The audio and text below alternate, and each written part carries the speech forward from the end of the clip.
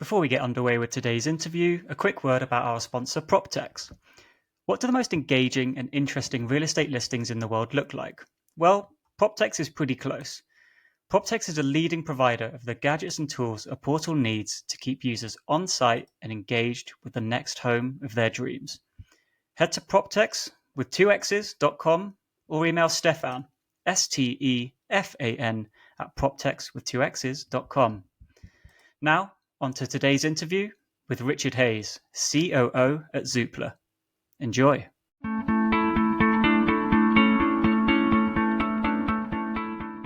Hello and welcome to the PPW podcast, bringing you news, views and interviews from the world of real estate, online marketplaces and PropTech industries. My name's Harvey Hancock. I am news editor at Online Marketplaces. I will be your host today.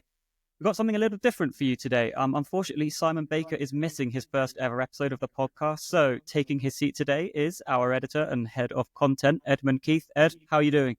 Yeah, very good. Thanks. All good. Great to hear. And joining us today, one of the biggest fans of the PPW podcast in the world. It is Richard Hayes, COO at Zoopla. Richard, welcome to the show. Thanks for having me. Looking forward to it. So let's get straight into it.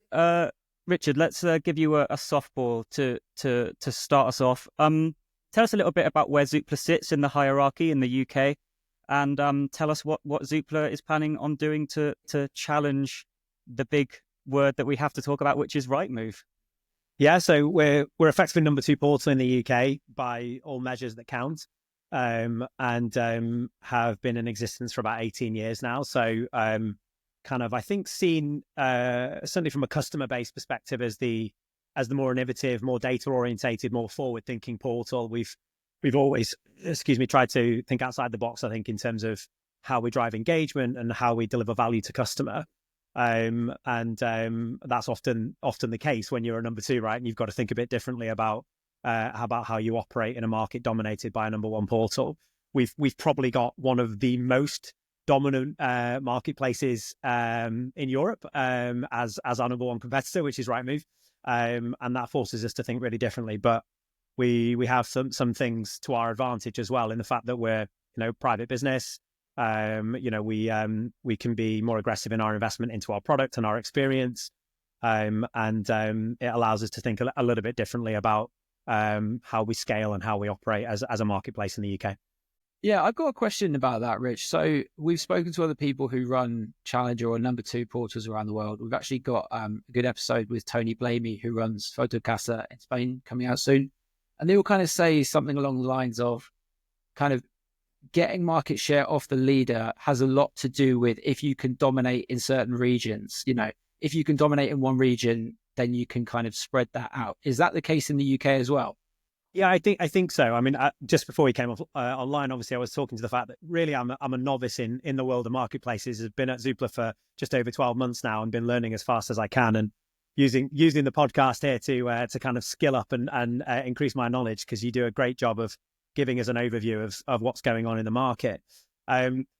It was something I stumbled on really quickly. I kind of, the first thing I kind of talked to when I arrived was, or I was maybe even surprised by, was how regionally dynamic our business is and that of our competitors. And that goes for Rightmove as well. You would see quite meaningful variance in their share of listings, for example, by region, as you will do as well with Zoopla. And Zoopla's early stage strategy under Alex Chesterman was to really dominate London. And he really focused on London and tried to saturate that market. And as a result, we actually have very competitive listing share in London and the surrounding areas with that of Rightmove, but then in other regions maybe less strong and focused on trying to improve that. So yes, I believe it's true, and happy to say that as part of our objectives and strategies as a business this year for growth, it's targeting individual regions across the UK and really challenging what's the playbook to grow and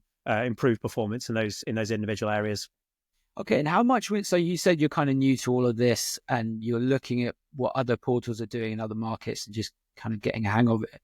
How much of what you do at Zoopla, how much of your strategy would you say is kind of market agnostic, and how much of it is, really paying attention to the nuances of the UK market and things like, these long chains that we have in the UK and things like that? Yeah, I think there's some similarities, and then I think there's some areas that are just completely different. Zoopla's strategy has been very, very focused on, growing our homeowner base over the last few years. And, you'll have seen that obviously with the brand campaign, Just Our Zoopla. We've evolved that now to Win at Moving. But we've been very focused on growing a homeowner audience, a highly engaged, high intent homeowner audience, and looking to kind of really bring, I guess, a competitive edge to that of the other portals in the UK, and kind of really own a certain space. And as we know, most kind of large and small agents care a lot about the vendor. They care a lot about how do they target a vendor with precision, and really kind of look to win new listings with as a low cost as possible for them. And so really for us, that's been a big focus. And I see that in other areas, right? I mean, Australia, perfect example. We've seen REA with a product not too dissimilar. There's a bit of history there. I think they acquired a company from Home Track, which is now in the group, and that's fun. That's powered some of their strategy into house prices. And I actually think they acquired a business from a former employee who kind of came back in and then set up their kind of house prices arm. So I think there is similarity, but I think then in other areas, obviously, certainly kind of mainland Europe is far more rental dominated. And so kind of focus, I guess, is slightly different. But in the main, I think similarities, we're looking to drive as higher quality lead or prospect as we possibly can. We're looking to kind of help our customers see demonstrable ROI with their relationships with portals, and see portals as a good place to deploy marketing capital. And they want quality. They want quality because it's expensive to get out in the living room and speak to a consumer and try and win that listing. So we want to try and help improve that as much as possible. I think one more strategic point to add, and again, being a novice to all of this and kind of coming in with a fresh set of eyes, I think my perspective is that the portals need to do a better job of growing the market. I think historically over the last 15, 20 years, there's been a lot of talk about share and about who's got what share, and not necessarily a conversation about how portals are actually giving consumers more confidence to move and actually growing the overall market. And I think that's something at Zoopla we're obsessing over.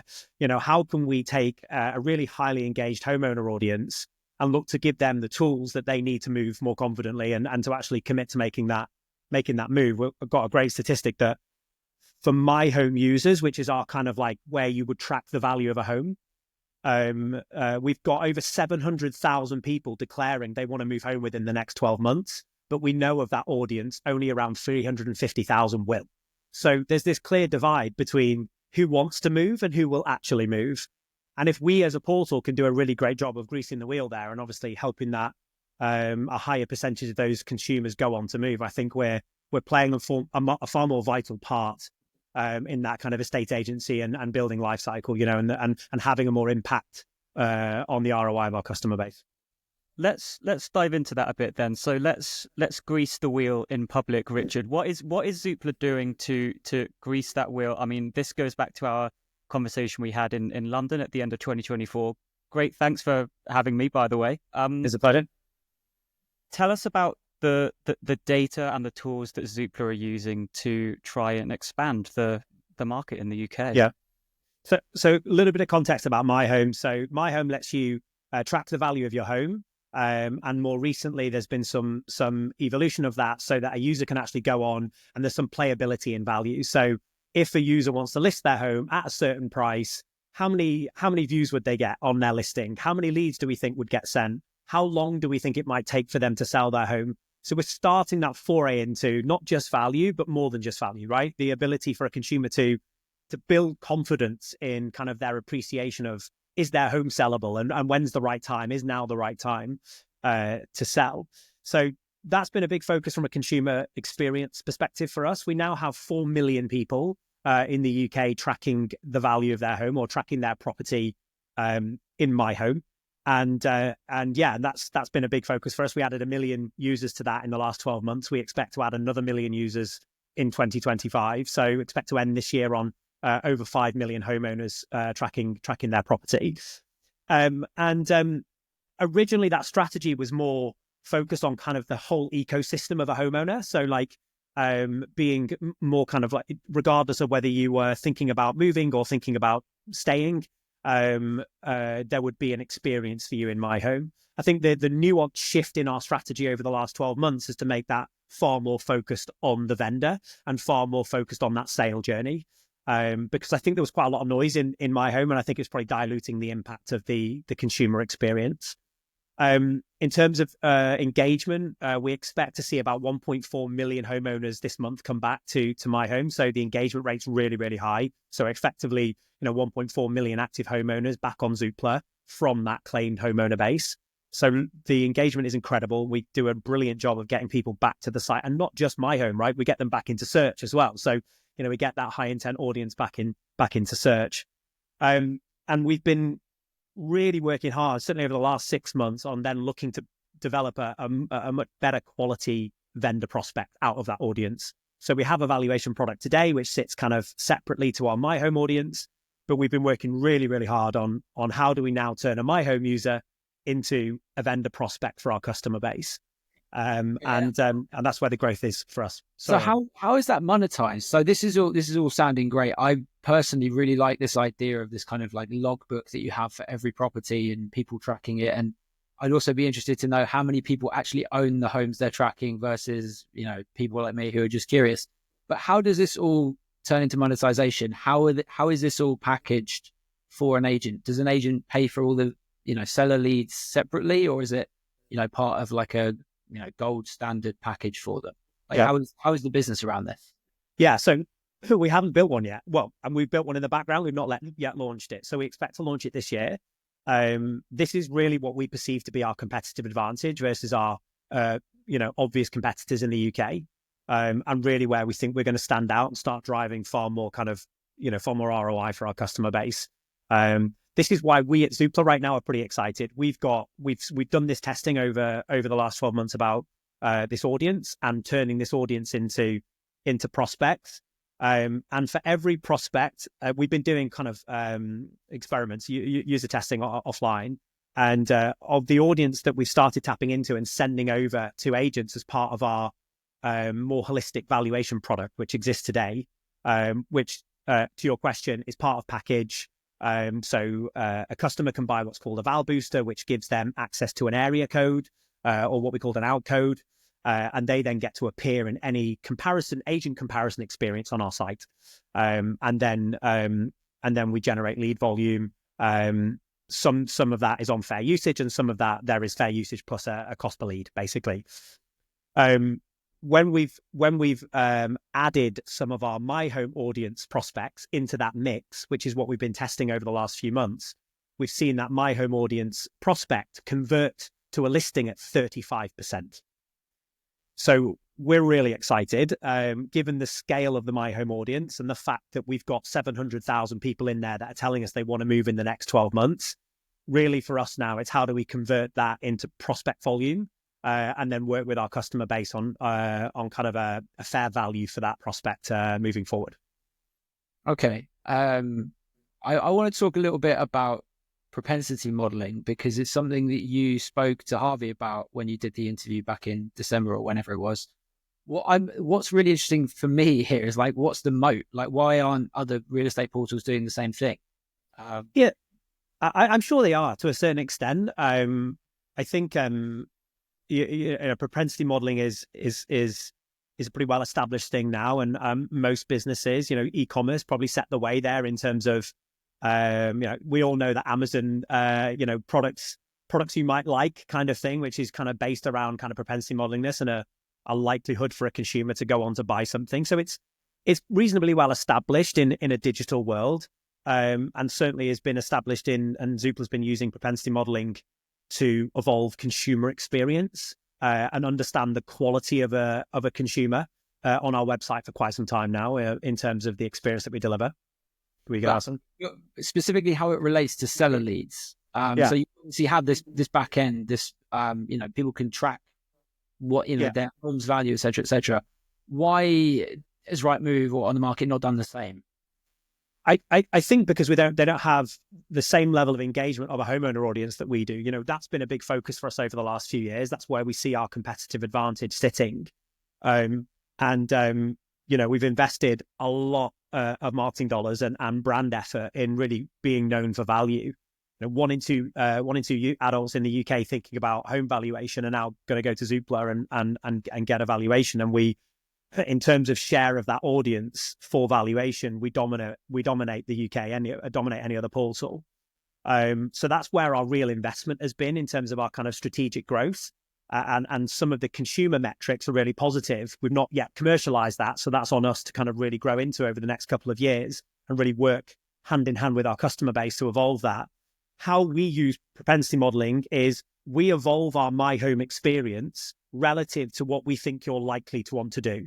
And that comes from declared intent. So you've told us, I want to sell, or it comes from derived intent, i.e., we've seen your behavior on site and we're making the assumption, educated assumption, that you're now more likely to do a thing. And so the experience evolves.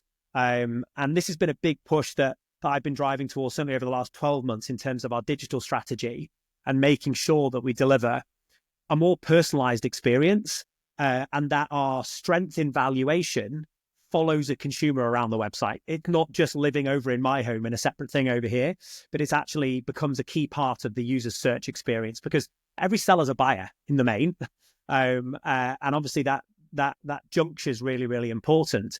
But as we grow in our strength around our homeowner audience, it also potentially gives us an unfair advantage to start putting a higher quality user into search. And connect the two. And we see that as a way of us kind of delivering a more performance search business whilst not distracting ourselves away from our core focus, which is the homeowner growth. How do you, just a quick side question on that, Rich, how are you measuring the accuracy and the validity of the data and the likelihood of, somebody who's 95% ready to buy a house to someone who's 75%, whatever it may be? How are you tracking that internally? I'm just trying to work out what data analytics side of it looks like from Zoopla's perspective.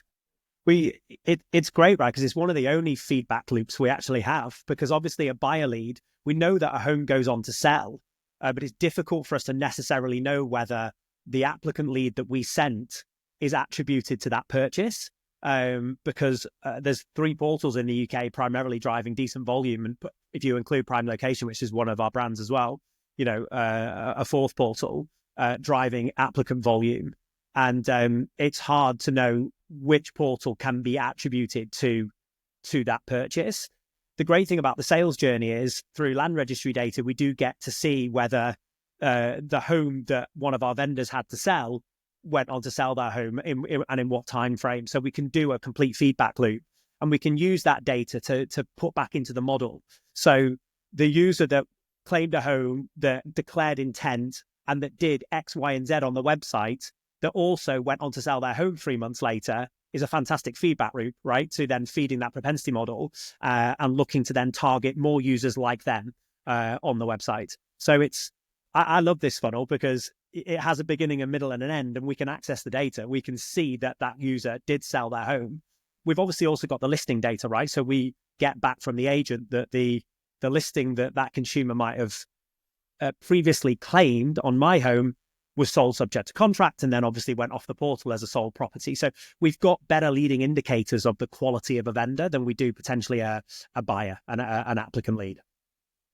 Okay, staying on product, we'll get to the more difficult business-related questions later, but the nice, easy product questions for now. One product that you guys launched fairly recently, I think is it Zoopla Plus? I got the name right. So basically, you're charging the user, so the person looking for a home, for a report on a bunch of data that kind of they can't easily get elsewhere. Now, I have 2 questions about this. You said you watched the podcast. Did you see the one where I spoke to Hannah from Adland, and it's just basically me complaining about why don't real estate portals put this data in front of users anyway? Firstly, good, you're putting it in front of users, albeit charging them. How difficult is this data to get? And why can't you just not charge them? Why can't you take the example of, let's say, homes.com or realtor.com in America, where all that data is free and available on the portal? And I guess the second question, and this comes from Simon indirectly, was I was talking to him about this product the other day and he went, well, load of rubbish. Like, no one ever pays for that stuff. What has the cut through been like with it? Has it been a successful product so far? So I'll answer in the order you asked them. So in terms of the product itself, there's quite a bit of testing going on our site right now. So you might be able to go to a listing card right now and actually see access to some of that data for free. There is a cost to collecting some of that data, especially the planning data, the information around kind of is there an application for planning going on in those areas, because we've had to aggregate it from a third party, and there's a cost associated to that API. And it's not hugely cheap. And obviously, as you might imagine, the scale of our audience, is huge. There's hundreds and hundreds and hundreds of millions of searches on Zoopla every single year. So a lot of listings get viewed. And a lot of people, interestingly, positively are interacting with this data, which is great, right? So there is some tests going on right now that do offer some of this for free. And I think our goal is probably that as much as possible will be given to the consumer for free, because in our testing around Zoopla Plus, we saw that the users that went on to interact with data were more likely to send a lead. And at the end of the day, that's the goal, right? We want to make sure that a user's more informed and feels like they've got more confidence to go on to send that lead there and then on the portal. And so some of the experimentation was super interesting, and we saw the power of this data and the fact that it could will a user to go on to send a lead. And so the reality becomes very quickly then, well, do you want that behind a paywall or a reg wall? Because if it's behind a paywall, obviously the amount of people that get to see it is smaller and you're going to drive less lead volume. What we're testing right now is behind a reg wall. And we're seeing great uptake and great engagement with that data. And we're still seeing a good correlation to a user going on to send a lead on Zoopla after they've consumed that information. I look at the end of the day,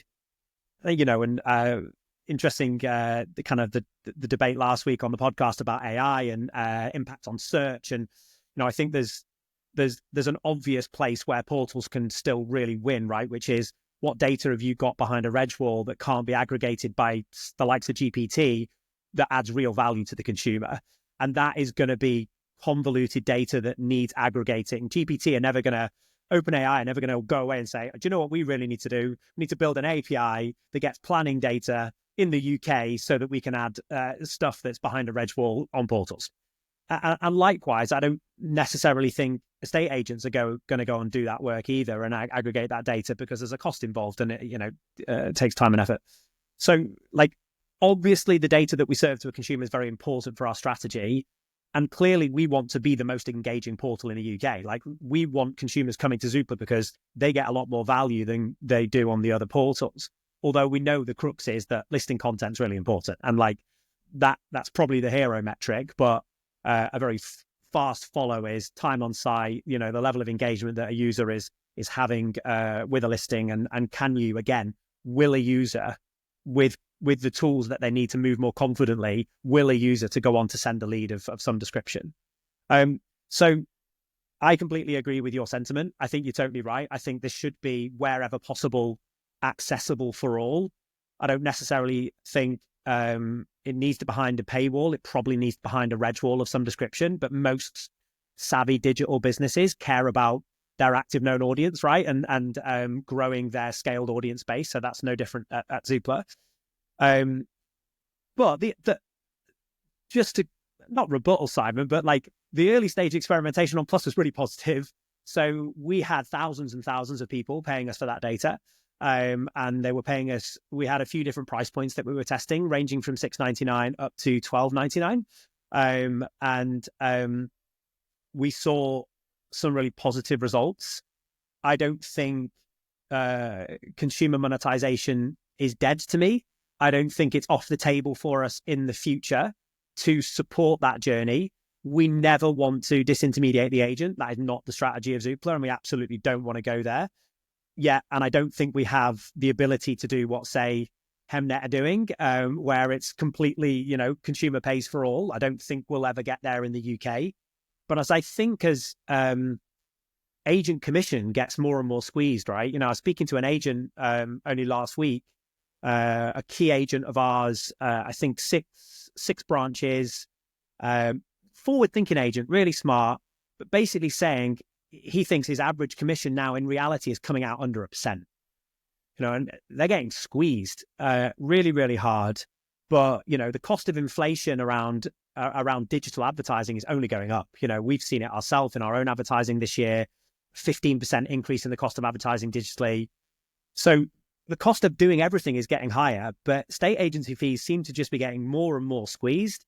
And there might come a point where, we as a portal need to help facilitate the consumer taking on some of that cost. But I'm not ruling it out. It's not one that we're focused on right now, but it has been a really interesting experiment into understanding a user's willingness to get access to data, although we've not done anything around are they willing to spend more to promote their home, which obviously would be the natural build. Okay, that's an interesting way of thinking about it. And by the way, you are always allowed to disagree with or rebuttal Simon. Don't worry. Yeah, just to clarify, Rich, what kind of data is going into the Zoopla Plus product? What's the biggest differentiator for the people that are really engaging with that data? Yeah. What's the that metric that's really driving people to the next stage of the journey? Yeah, in terms of the important data points, I mean, planning's been kind of the breakthrough one. No other portals brought that to the consumer on a listing before. So obviously, we were proud to deliver that at the back end of last year in Plus, and then now as part of a Regwall experiment that's running on Zoopla today. Planning's been really important. It's also the obvious stuff, but sometimes just the aggregation of that data is helpful, right? The crime data, people care about schools, people care about demographic, people care about for lots of different reasons. And I say demographic on the positive spin, like people who would be seeking out, wanting to be part of a community, and want to move to an area where they feel part of that kind of a specific demographic. So we're clearly seeing that behavior and users picking that stuff out. But I think planning's been the big one for us and where we've seen a lot of engagement. If you're thinking about buying a home, you want to understand twofold, right? Is there a supermarket about to be built at the end of the street that's going to, dramatically increase footfall and the road noise, for example? Like vice versa. Oh, did next door have a planning permission accepted for a kitchen? Because if I'm buying that house, I'm really keen to add a kitchen and I want to know that there's some validity to that. And there's some great startups doing work in this space already. And we're speaking to a couple of them about how we potentially evolve this planning data into something more actionable for the user. So that's one thing that we're focused on. The stuff that we would like to add is around noise, which we know consumers really interested in, plane noise, traffic noise, those types of things. Working with a great startup called Crystal Roof, happy to give them a shout out. They've been doing some work with us and really obsessing over this kind of data and doing a really nice job. And so we've been working quite closely with them on some of those data points and some experimentation, and could be some more to come in the coming months on user data. Cool. Last product question for you. We're going to talk about mortgages. So I imagine that you, like I did, you watched Rightmove's Capital Market Day last year, and one of the big things that they were talking about was mortgages. Yeah. They've built this mortgage in principle product, which is essentially, a user can actually be pre-approved for a mortgage through the portal. And in my opinion, that's kind of a big step forward because they're not, being diverted to a third-party site or whatever. They're actually being pre-approved essentially on the portal. It seemed to me watching that like this is something that I would have expected Zoopla to do with its, and I'm going to be nice here, with your reputation for being slightly more innovative. Is there something similar in the works, or is mortgage something that you're going to, like a battle you're not going to really get into for now because, Rightmove's putting a lot of investment in there? Yeah, we're not acutely focused on mortgages right now. I'm a huge advocate of focus. And when I arrived in the business, I saw this huge untapped potential in my home. I saw this kind of incredible audience scale and engagement levels, but a lack of commercialization and a lack of ability for our customers to target that audience with precision. And when I went out and met customers, that's what I heard. They wanted more vendors.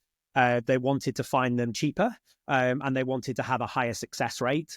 I felt like we were kind of sat on a gold mine, like I said, a competitive advantage that would allow us to really kind of create value to our customers. I think when you're a number two portal, you've you've got to really differentiate and be an and, not an or.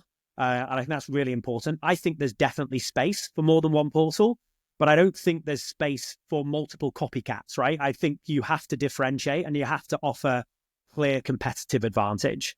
And so my push to the team was, let's focus there. Let's be super, super focused there. Now, I've got a mortgage background. I founded one of the largest mortgage brokers in the UK, so kind of know this space very, very well. And I definitely think affordability is a really important part of a home buyer's journey. As you can see, we've got a great relationship with Lloyds Banking Group on the site already. We have, they power our mortgage calculator. We do have a stream of work going on with them right now to evolve that mortgage calculator and make it more enriched, more consumer friendly. And we are also working on an affordability journey on Zoopla that helps a consumer better understand their buying power, because we know it's an important part of the journey. It's not a strategic focus for us right now.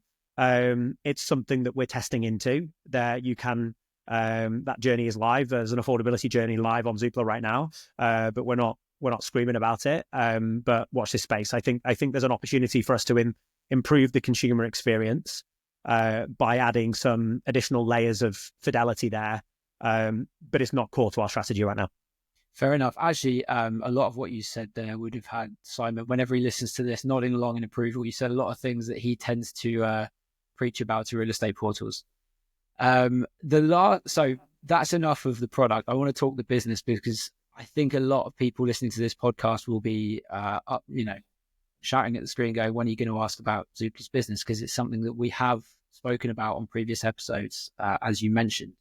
Now, we have probably been guilty on the pages of online marketplaces of hinting that Zoopla is an acquisition target for somebody, that Silver Lake want to get out of this business because X, Y, and Z, right? What can you tell us, if anything, about your mandate or the leadership's mandate from Silver Lake? Yeah, I mean, first and foremost, and it's been consistent since I arrived here, is build a great business. I think that has been the thing that has come across from our chairperson on our board time and time again, that we are here to build a great business and to really double down on our competitive advantage and how we differentiate. So much so that we've invested an additional £4 million this year in product and technology teams, and quite frankly, any board signing off a £4 million investment that has direct impact on our bottom line, because it takes time to turn that into revenue, right?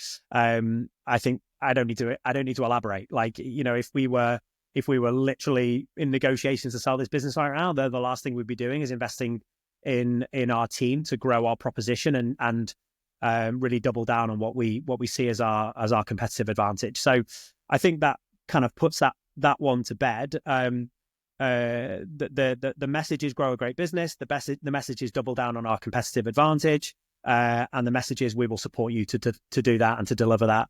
You see that as well in our brand work. Over £1 million invested in a shift in our brand message this year to Win at Moving, looking to really champion the agent. One we're really proud of and getting some great feedback on. I believe the first portal to really put a spotlight on the agent in our advertising campaign and say, hey, come to Zoopla. We work with great agents.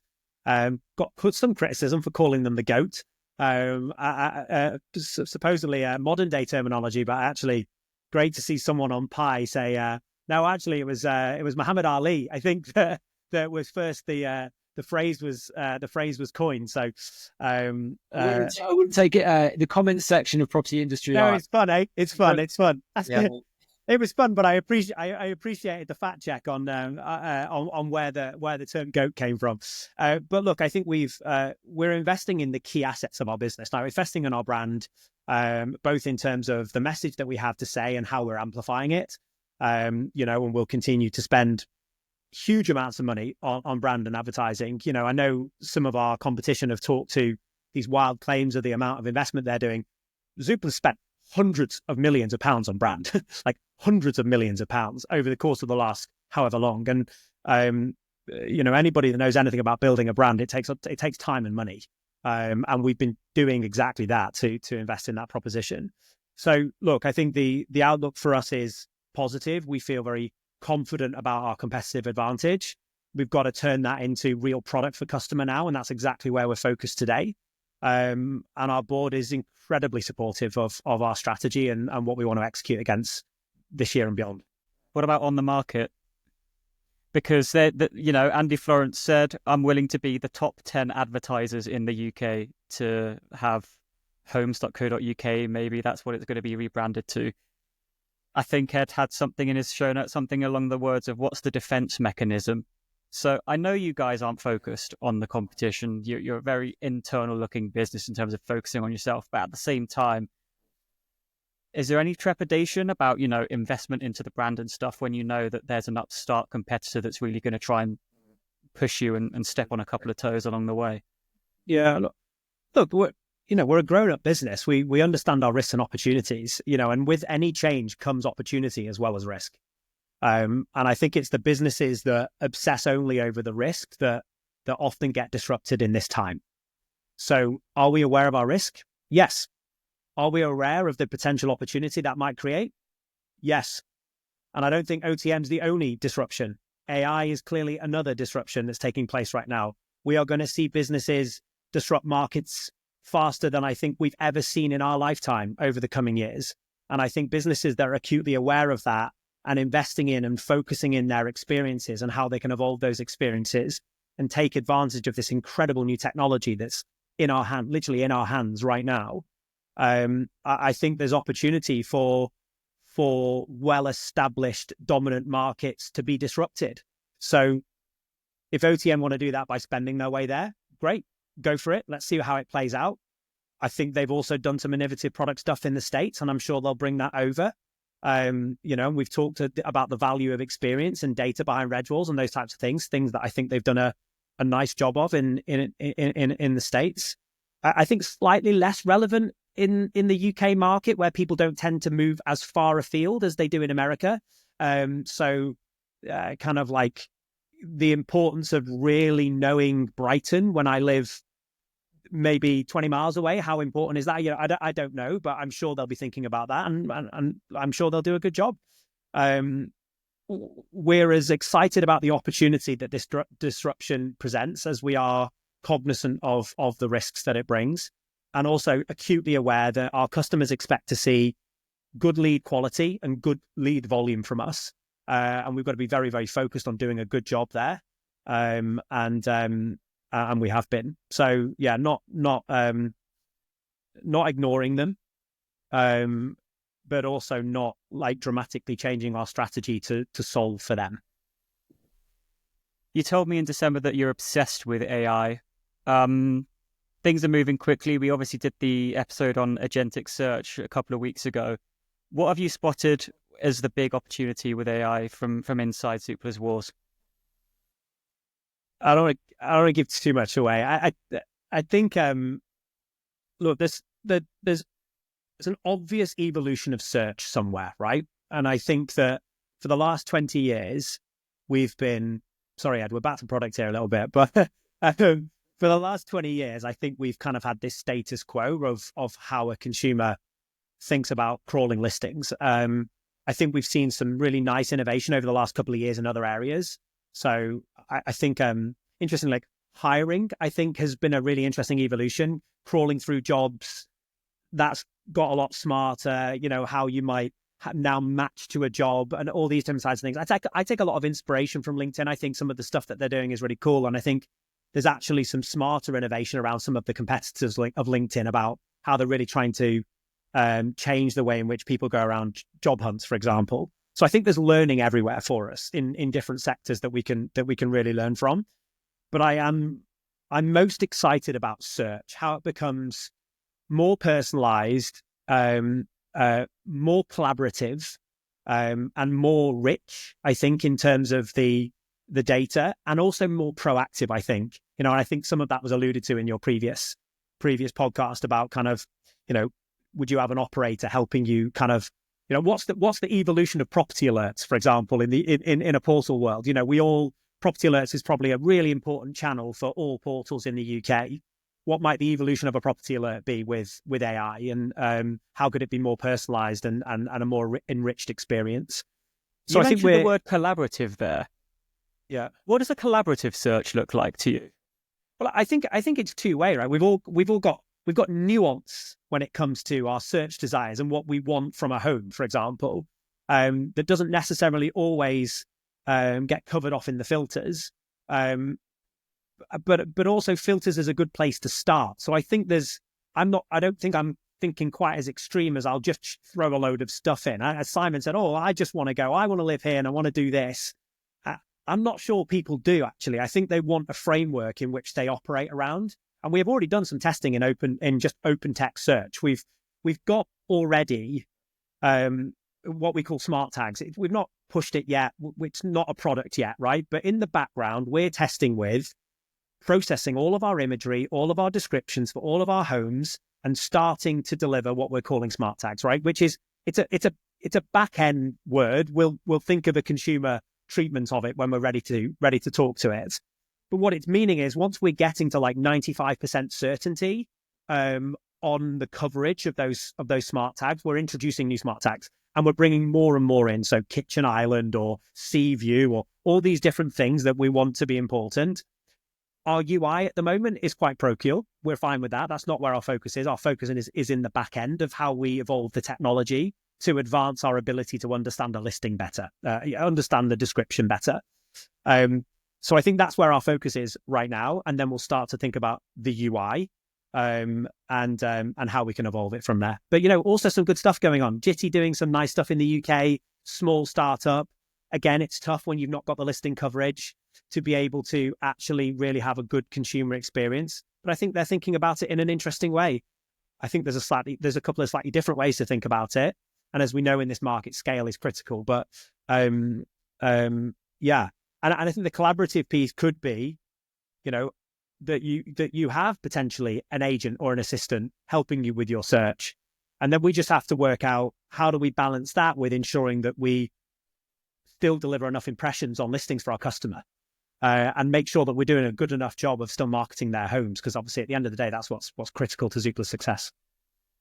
Okay, I have one final question, and it's around something that we've spoken about before. It's around seller leads. Now, I've heard several people in the industry whose opinion I really respect saying that seller leads is the next big kind of business model frontier for large portals in kind of established markets.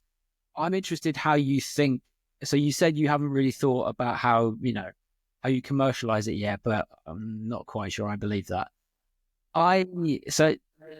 Talking about thinking about it from a point of view of like a agent commissions pool, and you said the agent commission pool in the UK is really shrinking, and what you want to do is actually to lift the tide for everybody by trying to persuade people to move house, right? Yep. So I'm just going to give you some figures here. I have estimated, and it is an estimate, that Rightmove's take rate in terms of the whole agent commission pool out there is about 9% at the moment. Now I've seen some people say it's about 10%. I've seen some people say it's 7%, whatever. But they said, as per their Capital Markets Day last year, that they reckon agents are willing to pay as much as 15% of their commission pool to a real estate portal. How much in the future can you see that take rate split between kind of, do you think that 15% can go even higher if you can raise the tide and deliver seller leads, which after all are probably far more valuable than buyer leads? And is it something that you can maybe think about doing what they're doing in France, for example, Meilleur Agent, where they take a share of the commission? Is that something that has even entered your head? We're exploring with customers right now about the best way forward, and we know that customers want certainty. They want control of their costs.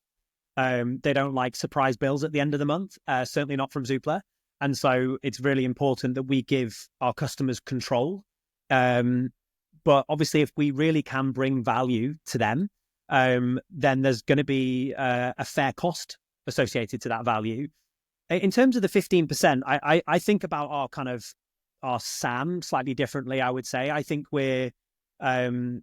I guess our addressable market is less just portal spend and more the off-portal spend too. I think there's still a lot of estate agents spending cash on marketing in maybe slightly more old hat ways or inefficient ways. We know that a lot of agents still do flyering or,